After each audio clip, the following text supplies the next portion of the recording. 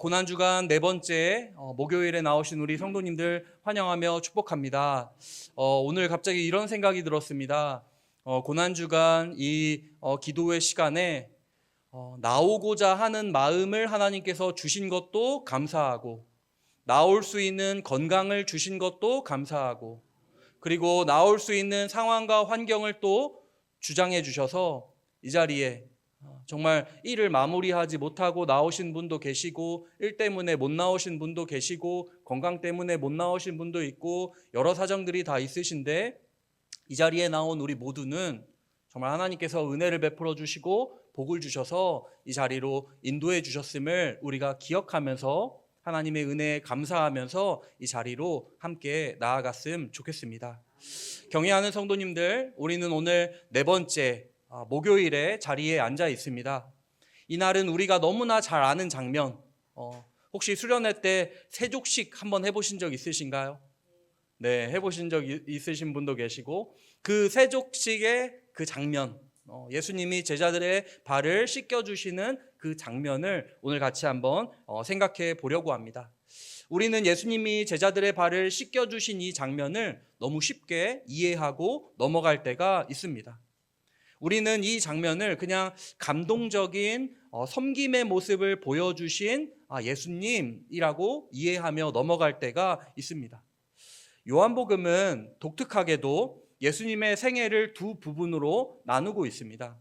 1장부터 12장까지는 표적, 예수님이 일으키신 그 표적, 기적, 이적이라고 다양하게 부르는 그 표적이 많이 기록되어 있습니다.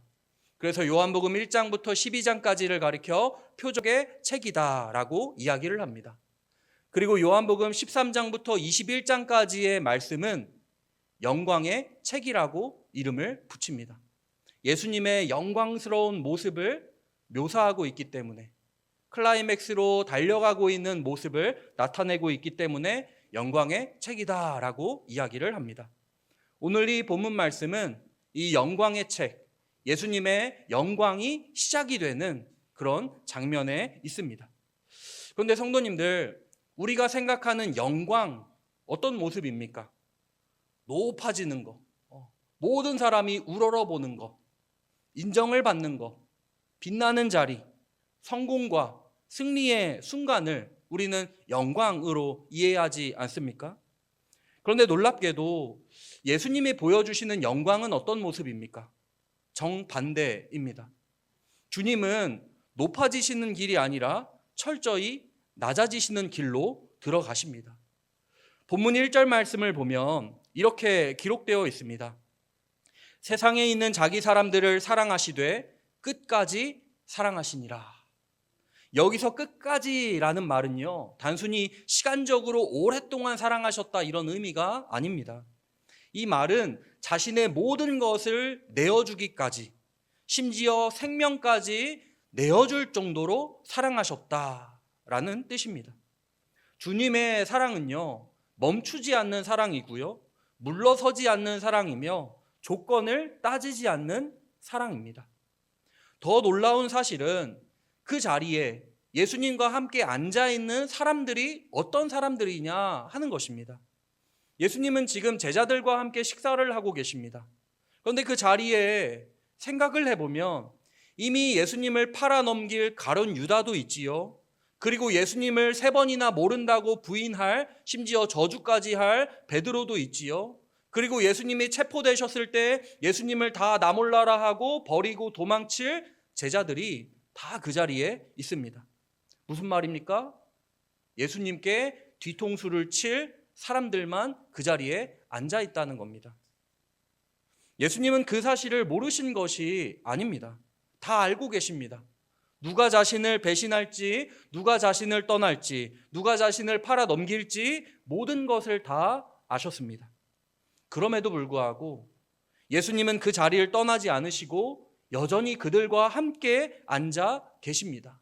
그들을 끝까지 사랑하십니다.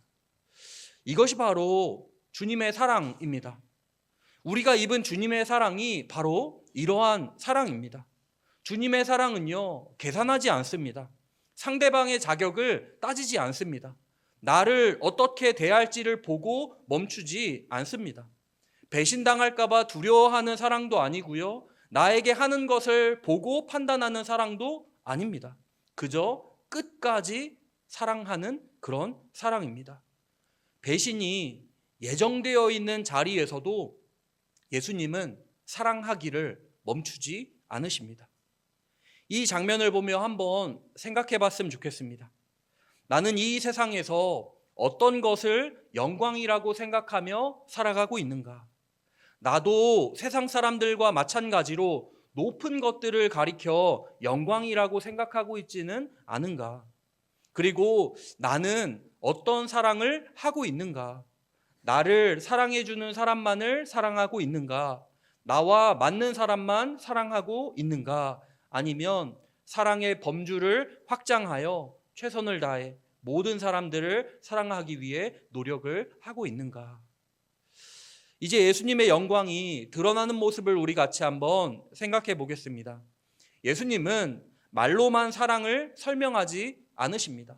사랑은 이런 거야 라고 하면서 이야기로, 말로 설명하지 않으십니다. 눈에 보이는 행동으로, 몸으로, 삶으로 그 사랑을 보여주십니다. 오늘 본문 4절과 5절을 보면 이렇게 기록되어 있습니다. 예수께서 식사 자리에서 일어나 겉옷을 벗으시고 수건을 가져다가 허리에 두르신 후에 대야에 물을 떠서 제자들의 발을 씻기기 시작하십니다. 성도님들, 이 장면 하나하나를 그냥 쉽게 넘기셔서는 안 됩니다. 이것은 단순한 섬김의 행동이 아닙니다. 이것은 복음 그 자체를 눈으로 보이시는 장면입니다. 당시 문화에서 발을 씻기는 일은 가장 낮은 종이 하는 그런 천한 일이었습니다. 고대 문헌에 보면은요, 종도 오늘날의 우리 정규직과 비정규직이 있지 않습니까? 그와 마찬가지로 옛날 예수님 당시에도 종들이 어떤 이렇게 나누어지는데 어떻게 나누어지냐 하면 출퇴근하는 종이 있고요. 그 집에 항상 상주하는 종이 있습니다. 당연히 출퇴근하는 종은 비교적 자유가 있었기 때문에 한 문헌에서 그 출퇴근하는 종이 이런 말을 합니다. 주인의 발을 씻기는 하찮은 일은 주인 집에 계속 머무르는 종이 해야 한다. 나는 주인의 발을 씻겨주기가 지저분해 싫다라는 그 글귀가 나옵니다. 그런데 성도님들, 지금 누가 그 일을 하고 계십니까? 출퇴근하는 종마저도 하기 싫어했던 그 일을, 그 천한 일을 누가 하고 계십니까? 만왕의 왕이신 예수께서, 제자들의 주님이신 예수께서 스스로 그 자리에 내려가고 계십니다. 예수님은 겉옷을 벗으셨습니다. 이것은 단순한 동작이 아닙니다. 하늘의 영광을 버리시는 사건을 상징합니다. 그리고 수건을 두르셨습니다. 종의 모습으로 자신을 낮추신 것입니다. 그리고 제자들의 발을 씻기십니다. 이것은 장차 십자가에서 우리의 죄를 씻기실 그 사역의, 그 구원의 사역을 미리 보여주시는 장면입니다. 그리고 발을 다 씻기시고 나서 다시 옷을 입으십니다. 이것은 죽음을 이기시고 영광으로 다시 일어나실 부활을 떠올리게 만듭니다. 지금 이 장면은요, 단순한 행동이 아닙니다. 예수님의 전 생애, 그리고 복음의 핵심이 한 장면 안에 압축되어 있는 것입니다. 말로 설명하시는 복음이 아니라 몸으로 보이시는 복음이다라는 것입니다. 눈으로 보게끔 복음을 그대로 행동으로 보이고 계신다라는 것입니다. 사람들은 종종 이렇게 말합니다. 말하기 전에 먼저 행동으로 보여주십시오 라고 얘기합니다. 오늘날에 말하는 사람은 많은데 먼저 솔선수범하면서 앞장서 행하는 사람은 없지 않냐, 이렇게들 얘기하지 않습니까? 교회가 사랑을 말하기 전에 먼저 사랑을 보여주십시오 라고 얘기하지 않습니까? 예수님은 복음을 보여주고 계십니다. 사랑을 먼저 보이셨고 섬김을 먼저 보이셨습니다. 행동 자체가 메시지였고 삶 자체가 전도지였습니다. 그러므로 성도님들, 우리도 말과 삶이 일치하도록 사랑과 섬김이 우리 삶에 그대로 드러나도록 우리가 더욱더 노력을 했으면 좋겠습니다. 예수님은 오늘 우리에게 보여주십니다. 진짜 복음은 말에 머무르지 않는다라고 우리에게 말씀해 주십니다. 진짜 복음은 반드시 삶으로 드러난다라고 이야기를 하십니다.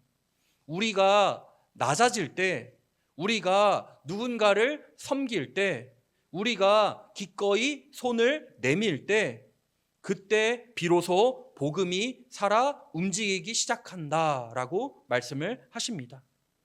이어서 우리는 하나님 나라의 전혀 다른 질서를 한번 생각해 봐야 합니다.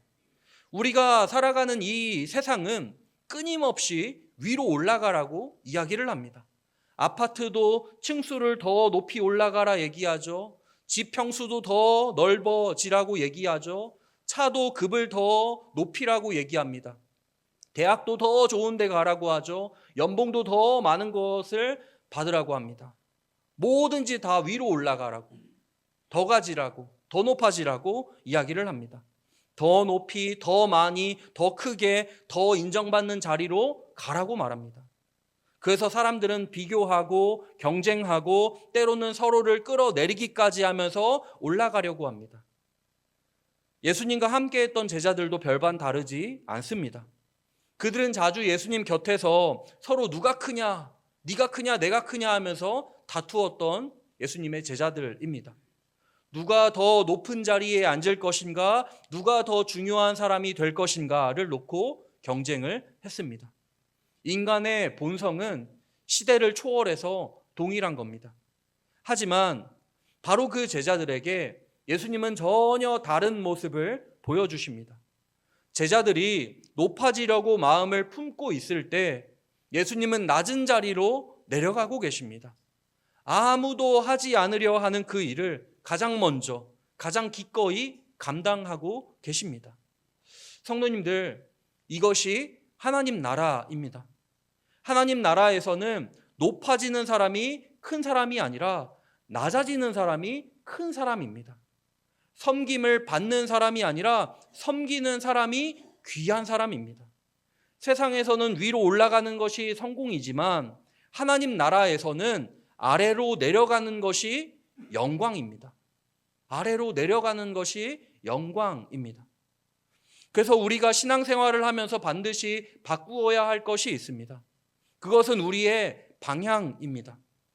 올라가려는 방향이 아니라 낮아지려는 방향으로 우리는 계속해서 노력을 해야 합니다. 더 낮아지기 위해, 더 낮아지기 위해 우리를 쳐서 복종시키고 나를 계속 깎아내려 내가 더 낮아지도록, 더욱더 섬김의 자리로 갈 수 있도록 우리는 그 방향을 고정시켜야 합니다. 예수님을 따른다는 거, 단순히 교회에 다니는 거 이야기하지 않지 않습니까? 그것을 넘어서서 예수님의 방향을 따라가는 것입니다. 예수님이 가신 길을 함께 걸어가는 것입니다. 그 길은 낮아지는 길입니다. 손해보는 길일 수도 있고요. 인정받지 못하는 길일 수도 있습니다. 그러나 그 길이 바로 우리 예수님이 먼저 걸어가신 낮아지는 길입니다. 여기서 잠깐 한 사람을 소개해드리고 싶습니다. 중세시대에 살았던 천주교 쪽에서는 아주 성인으로 추앙을 받는 프란치스코 아시시라는 인물을 잠깐 얘기해드리고 싶은데요. 그는 부유한 가정에서 태어나 아무 부족함이 없었던 사람입니다. 그러나 어느 날 그는 예수님의 길을 진지하게 따라가기로 결단을 합니다. 나는 정말 예수님을 제대로 진지하게 따라가 보고 싶다라는 결단을 하게 됩니다. 그리고 자신이 가지고 있었던 모든 것을 내려놓고 가장 가난한 자들의 삶 속으로 들어갑니다. 특별히 그는 사람들이 가장 피하고 두려워했던 나병 환자들에게 다가갔습니다. 당시 나병 환자는 가까이 가는 것조차 꺼려지는 존재였습니다. 그런데 그는 그들의 상처를 직접 씻기고 그들의 곁에 앉고 그들을 품었습니다. 그리고 이렇게 고백을 합니다. 내가 혐오하던 것이 이제는 가장 달콤한 것이 되었다. 나병에 대해 이런 고백을 했던 거죠. 성도님들, 이것이 무엇을 의미합니까? 사랑은 말로만 이루어지지 않는다라는 것입니다. 사랑은 반드시 낮아짐으로 드러난다라는 것이죠. 내가 내려가지 않으면 진짜 사랑은 시작될 수가 없다라는 것입니다. 다른 사람 생각하면서 그 사람 좀 낮아져야 되는데 하실 필요도 없습니다. 바로 내가 낮아지면 됩니다. 그런데 이 장면은요, 단순히 섬김의 본만을 보여주는 장면은 아닙니다. 예수께서 하신 이 행동에는 매우 깊은 영적인 의미가 담겨져 있습니다. 그래서 우리는 이 장면을 조금 더 깊이 들여다볼 필요가 있습니다. 예수님이 제자들의 발을 씻기려고 하자 베드로가 뭐라고 얘기를 합니까? 주여, 주께서 내 발을 어떻게 씻으시나이까? 말도 안 됩니다. 그러지 마십시오. 얘기합니다. 그리고 끝내는 내 발을 절대로 씻지 못하시리이다 라고 이야기를 합니다. 베드로의 마음을 이해할 수 있습니다. 어떻게 주님이 종이 하시는 일을 하실 수 있냐라는 것입니다. 너무나 송구스럽고 받아들일 수 없는 상황이다라는 것이죠. 그런데 그때 예수님은 매우 단호하게 말씀을 하십니다. 내가 너를 씻기지 아니하면 너는 나와 상관이 없다 말씀하십니다. 성도님들, 이 말씀은 단순한 겸손의 문제가 아닙니다. 이것은 구원의 문제다라는 것입니다. 예수님이 우리를 씻겨주지 않으시면 우리는 주님과 아무 상관이 없는 존재가 된다라는 것입니다. 이 말씀을 들은 베드로는 완전히 태도를 바꿉니다. 주여, 내 발뿐 아니라 손과 머리도 씻어 주십시오. 베드로 보면 참 이 성격이 보이지 않습니까? 막 열정적으로 막 했다가 또 막 이렇게 하고 막 그러는 모습들이 자주 보이는데요. 이제는 아예 전부를 씻어달라고, 저 목욕시켜 주십시오 이야기하는 베드로입니다. 그런데 예수님은 이렇게 말씀을 하십니다. 이미 목욕한 자는 발밖에 씻을 필요가 없느니라, 온 몸이 깨끗하니라 말씀을 하십니다. 이게 무슨 의미일까요? 여기에 영적인 매우 깊은 의미가 담겨져 있습니다. 목욕은요, 단번에 이루어지는 구원을 의미합니다. 우리가 예수 그리스도를 믿을 때 그분의 보혈로 우리의 죄가 씻음을 받고 우리가 의롭다 하심을 받는 사건, 우리는 그것을 가리켜 칭의라고 하지 않습니까? 그 칭의를 얘기합니다. 이것은 반복되는 것이 아니라 단 한 번으로 완성되는 은혜입니다. 칭의는 한 번 받고 또 받고 또 받고 할 그게 아닙니다. 그러나 발 씻음은 다릅니다. 이미 깨끗해진 사람이지만, 이미 의롭다 여김을 받은 칭의된 사람이지만 여전히 세상을 살아가면서 발에 먼지가 묻듯이 우리의 삶 속에는 죄의 흔적과 연약함이 계속해서 쌓이게 됩니다. 그래서 우리는 날마다 주님 앞에 나아가 발 씻음을 받아야 합니다. 이것이 바로 성화의 삶입니다. 거룩해져가는 과정이지요. 성도님들, 우리는 이미 목욕한 사람들이지 않습니까? 예수님의 보혈로 깨끗하게 씻김받은 사람들이지 않습니까? 그렇다면 이제는 날마다 발을 씻는 삶이 우리에게 필요합니다. 날마다 말씀 앞에 서고 날마다 회개하고 날마다 주님의 은혜를 구하며 날마다 주님의 그 모범이 되신 삶을 보며 그 삶대로 살기로 다짐하고 결단하는 그 성화의 과정이 우리 모두에게 필요하다라는 것입니다. 우리는 스스로를 깨끗하게 할 수가 없습니다. 우리의 노력으로는 결코 완벽해질 수가 없습니다. 오직 예수님의 보혈만이 우리를 깨끗하게 할 수가 있습니다. 그래서 우리는 그 보혈을 의지해야 합니다. 그 은혜를 붙들어야 합니다. 찬송가의 고백처럼 주의 보혈 능력 있도다, 주의 피 미드오, 주의 보혈 그 어린 양의 매우 귀중한 피로다. 이 고백, 주님의 피를 의지하는 사람만이 참으로 깨끗해질 수가 있다라는 것입니다. 그러므로 성도님들, 이 말씀 앞에 우리가 결단하기를 원합니다. 이미 주님의 은혜로 씻김받은 사람으로서 이제는 날마다 주님 앞에 나아가 우리의 발을 씻는 삶을 살기로, 주님 날마다 저의 발을 씻기셔서 거룩한 삶으로 하나님과 친밀히 교제하며 살아가게 하여 주시옵소서. 그 기도가 우리에게 흘러나왔으면 좋겠습니다. 예수님의 사랑은 여기서 끝나지 않습니다. 주님은 내가 너를 씻어주겠다 하시는 자리에서 끝내지 않으십니다. 반드시 그 다음 단계로 우리를 이끄십니다.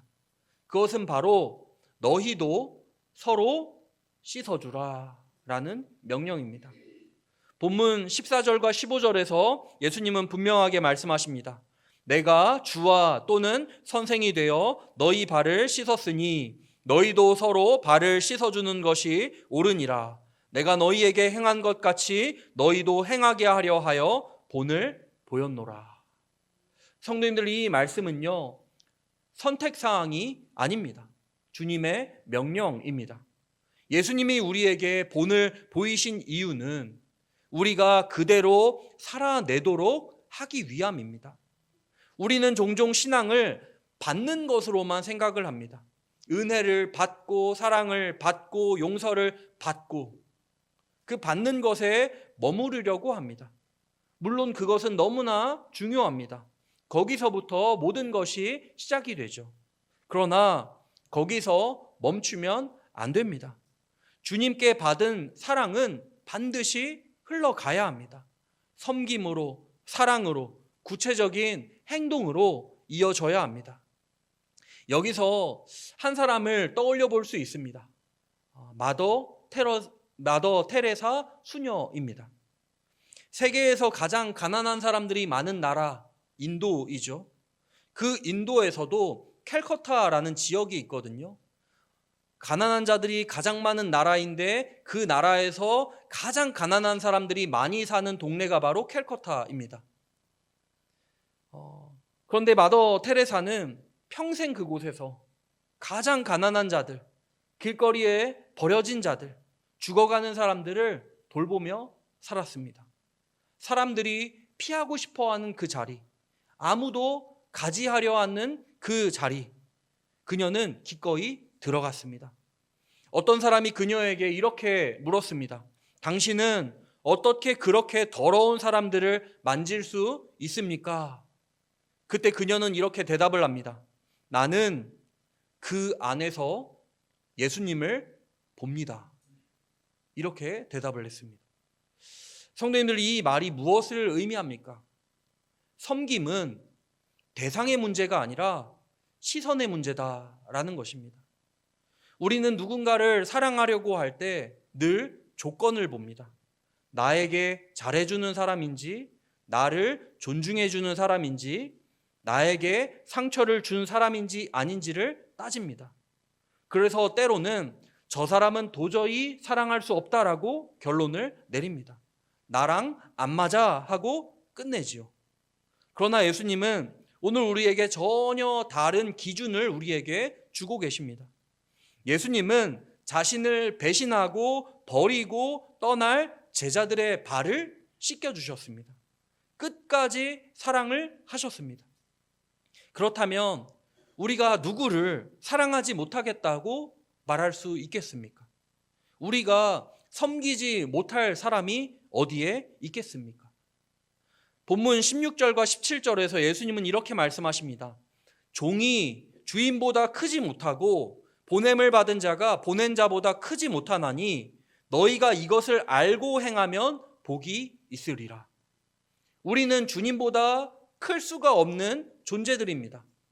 우리는 보냄을 받은 것이고요. 예수님은 우리를 보내신 분이시죠.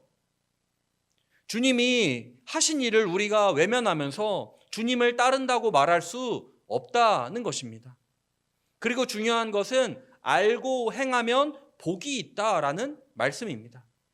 아는 것만으로는 충분하지 않습니다.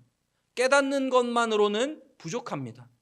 그것은 실제 삶으로 옮겨질 때 비로소 하나님의 복이 우리 가운데 임하게 된다라는 것입니다.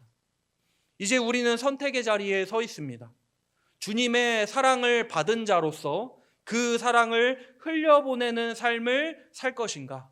아니면 여전히 나 중심적인 사랑에 머물 것인가? 흐르는 강이 될 것인가? 아니면 고여있는 우물이 될 것인가? 이 선택이 우리 앞에 놓여져 있습니다. 주님은 오늘 우리를 부르십니다. 너희도 이와 같이 하라. 이 부르심 앞에 순종하는 우리 모두가 되기를 소망합니다. 말씀을 맺겠습니다. 예수님의 너희도 이와 같이 하라 이 말씀은 단순한 권면이 아닙니다.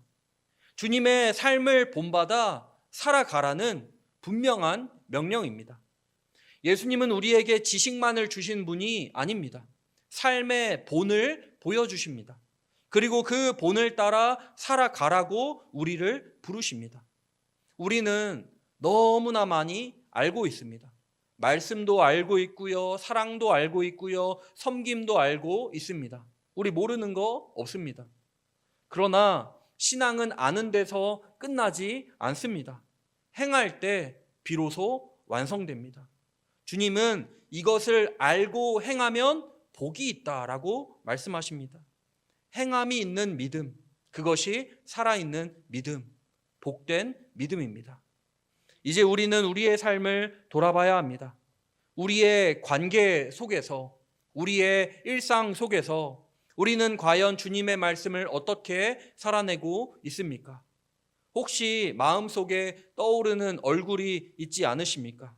내가 섬기기 싫어하는 사람, 내가 가까이 하기 싫어하는 사람, 여전히 마음을 닫고 있는 사람, 우리 있지 않습니까? 주님은 오늘 말씀하십니다. 너희도 이와 같이 하라.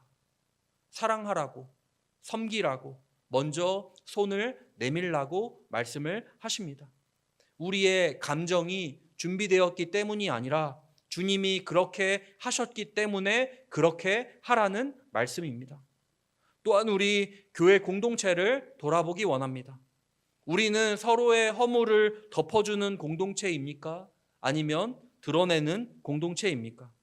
서로를 세워주고 품어주는 공동체입니까? 아니면 판단하고 비교하고 그렇게 이야기하는 공동체입니까? 주님은 우리에게 서로의 발을 씻어주는 공동체가 되라고 말씀을 하십니다. 그리고 이 섬김과 사랑의 실천은 가장 가까운 자리에서부터 시작되어야 합니다. 멀리 있는 누군가가 아니라, 해외에 있는 누군가가 아니라 지금 내 곁에 있는 사람, 가장 가까이에 있는 사람을 사랑하고 섬기라고 말씀하십니다.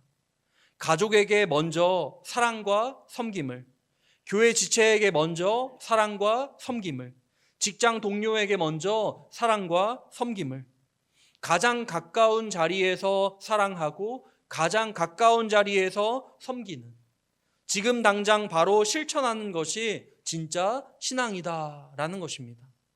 십자가의 사랑과 섬김을 입은 우리가 이제는 예수님이 발을 씻겨주기 위해 드셨던 그 수건을 이제 우리가 들고서 다른 사람을 섬기고 다른 사람을 사랑하는 자리로 우리가, 예수님 대신에 우리가 나아가야 합니다.